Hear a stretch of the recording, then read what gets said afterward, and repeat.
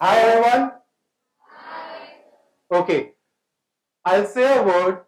Let me know what you recall. Classroom. Sorry? Okay, how many of you remember four walls? Please give me a hand raise. Okay. Curriculum, blackboard, whiteboard, digital boards, irritating faculty or teachers, lessons. How many of you remember the lessons you have learned from your classrooms?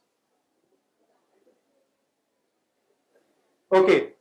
What if I tell you that 90% of the lessons for your life you learn out of these four walls? Right, so my name is Akash Tandon, and I'm here to share a few lessons what life has taught me out of the classrooms. So I'll start with the first story, which is my own story. When I was very young in school, this one day I was going back to my school after the recess, and actually I got punished for the first time. I was asked to come out of the line and stand raising my hands. Imagine the reason. I wasn't wearing a blazer. Right? Convent school has strict rules. I was punished because I wasn't wearing a blazer. Because that time my family could afford only one blazer. So I asked them that buy it for my younger brother. He needed it too. And I'll buy it next month. I'll take it next month. This month I'll just adjust. But that was probably a problem for the school. So they punished me. And while I was standing there, that was the first lesson that I got for life.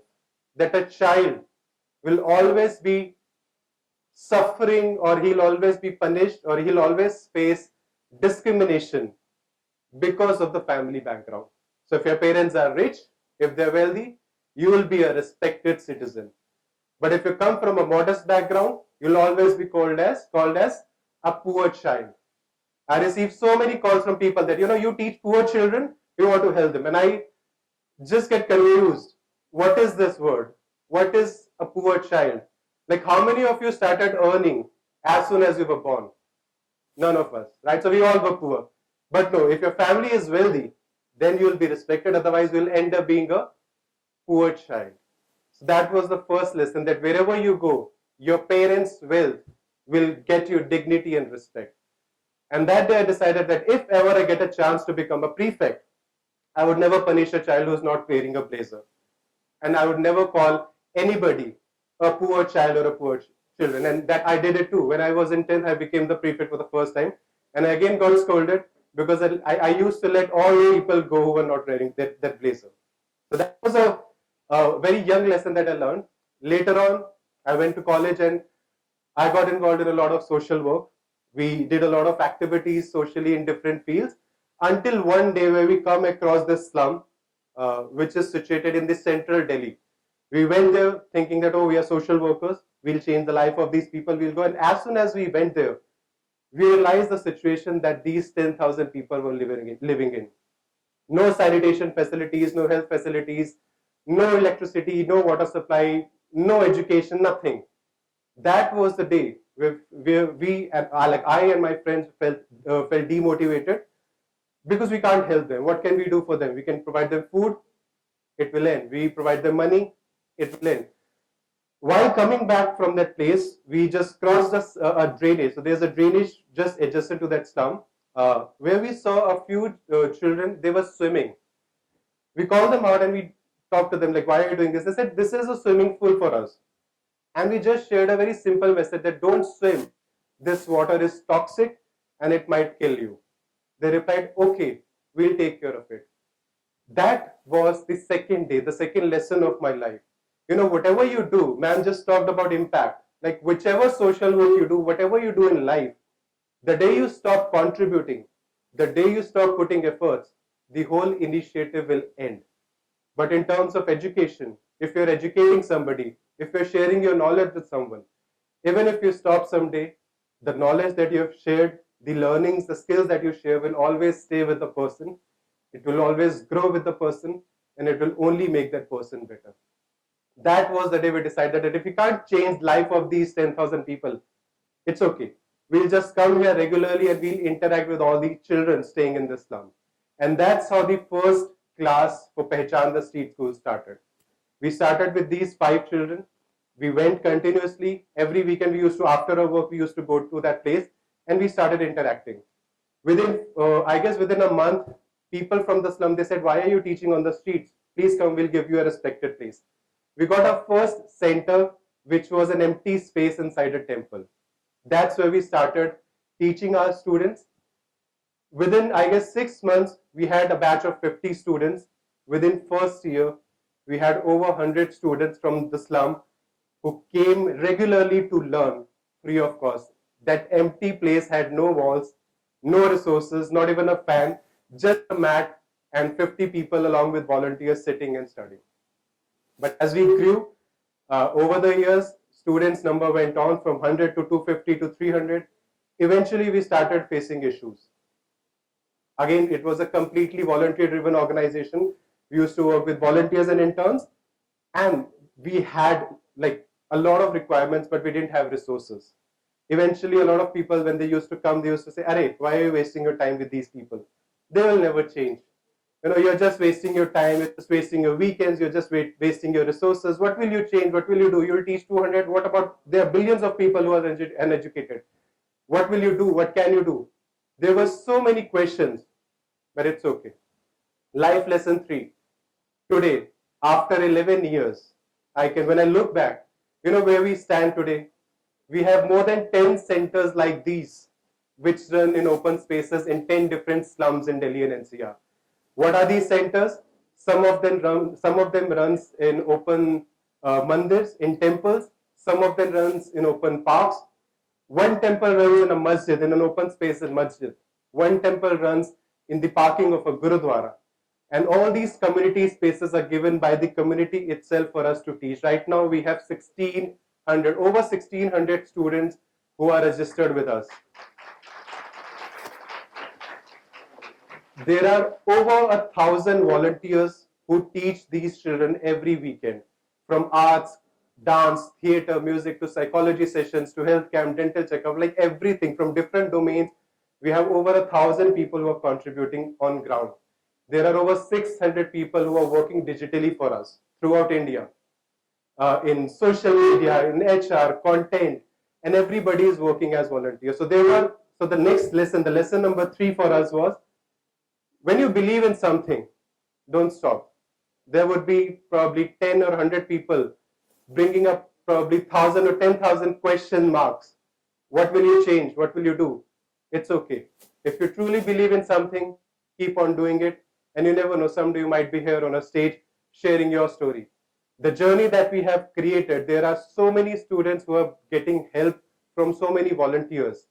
You won't believe and I share this story with everyone that, you know, we are so diverse. All India is a diverse country. We are so diverse that we celebrate Christmas in mandirs. We celebrate Eid in gurudwaras. Holi is coming. We have a Holi celebration and we will be celebrating it in masjid with all the students. Our centers are open for anybody and everybody. No discrimination. Any gender, any age, any background, any surname, it doesn't matter. When you enter our center, you're just a student. And when you enter our center, you're just a volunteer. Anybody who wants to share their knowledge can come. Anybody who wants to learn whatever skills, you can come.